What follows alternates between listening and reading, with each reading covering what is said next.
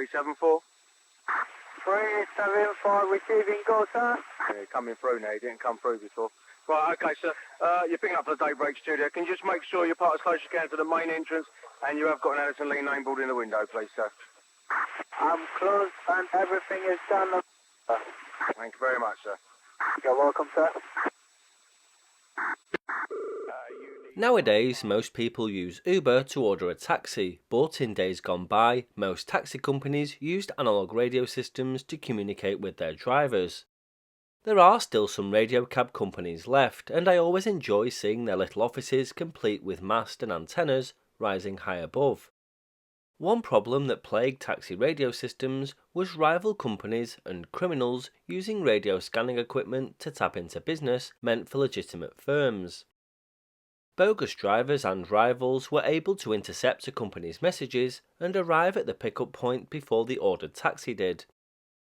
Cab hire firms said that in regular cases, the rogue drivers were on the spot quicker than the legit taxi to pick up the fare. It wasn't hard to find the frequencies a particular company was using because they were all published in readily available frequency directory books. One firm claimed in a news piece from 1994 that up to 30 customers a day were being poached by other drivers illegally using simple radio scanning equipment available from high street shops. The cowboy drivers were making so much money that they were prepared to risk prosecution by listening to instructions on the airwaves, then dashing to the pickup points to beat legitimate drivers and overcharge customers. People would phone up their taxi company and complain that they were overcharged, but the legit company hadn't even picked them up. This lost genuine taxi companies hundreds of pounds a day in revenue and also cost them a wasted trip. In a bid to stamp out these problems, some companies bought their drivers printed t-shirts and put signs in the windows of the cabs, but the council often banned them because they were considered a form of unfair advertising. One of the big problems with illegal taxi jobs was that passengers who used them were not insured for injury or death if they were involved in an accident. Quite often there were stories of fights between angry taxi drivers and the sneaky guys who were stealing their jobs. One of the wider problems was the fear that female customers could fall prey to predators who were using scanners to pick up information about lone women and pose as taxi drivers. When you're drunk, you just want to get home, and you'll get into the first cab that stops for you. During the 1990s, a series of warnings were issued in a bid to make taxi rides safer for women. Taxi companies joined forces to bring home this chilling message in the hope of protecting passengers from potential sex attacks. They urged people to only get into the private hire car ordered through a reputable firm, to make sure that the car had a yellow license plate at the back and ensure the driver was wearing an identity badge.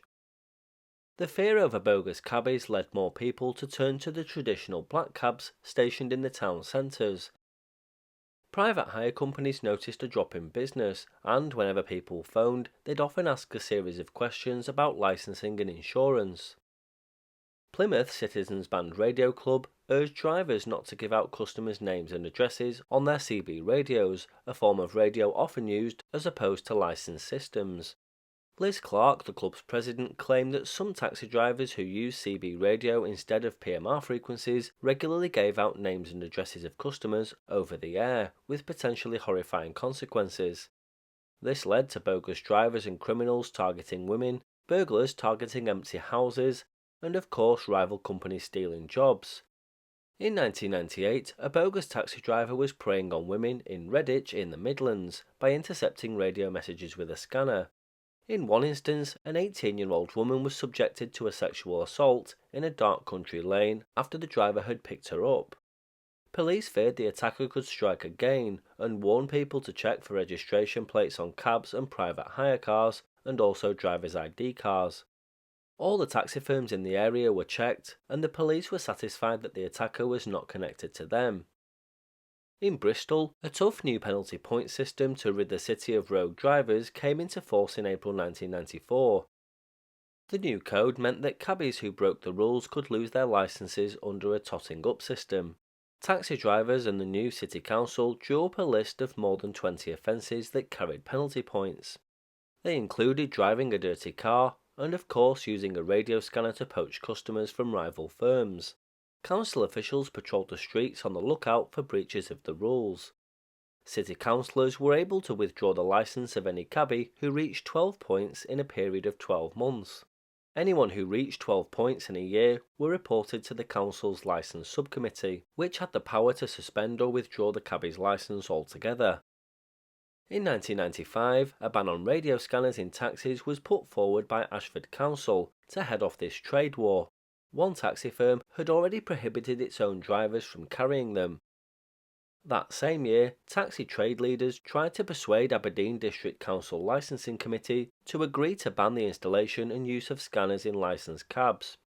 Of course, any bans didn't stop bogus taxi drivers, and if rival drivers wanted to steal jobs, they could always carry a handheld scanner. In 1999, Fylde Coast taxi drivers were warned that using scanning equipment to eavesdrop on the police and rivals was illegal and could land them in jail. They went down the route of pointing out the fact that listening to a transmission which you're not entitled to listen to is illegal. This would include tuning in to transmissions being made by rival taxi companies. Alan Clayton, head of the Northwest region of the Radio Communications Agency, said, "With a scanner, you're entitled to listen to broadcast stations and radio amateurs only, but listening in on anything the user was unlicensed for could result in a maximum fine of £5,000 and or 6 months in prison." One of the main solutions to this problem, well, less of a solution but rather a natural advance in technology that scuppered rogue drivers, was for companies to install devices like the Cabmaster data system and Sigma mobile data terminals, to name just two. These formed a direct link between a computer at the taxi office and its cabs.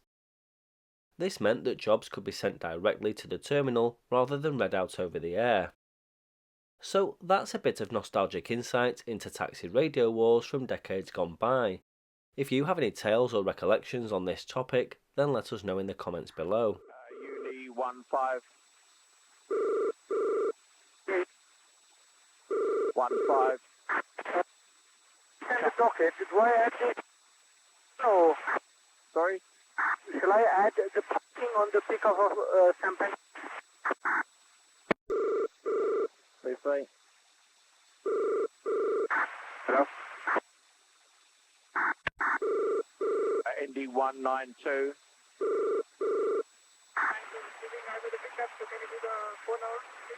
Yeah, I'm on the phone for you, sir. 92 passenger, knows you're there. Uni 22. Oh, no, please, Roger. Roger. I'm on the phone for you. 22 passenger, sir, knows you're there.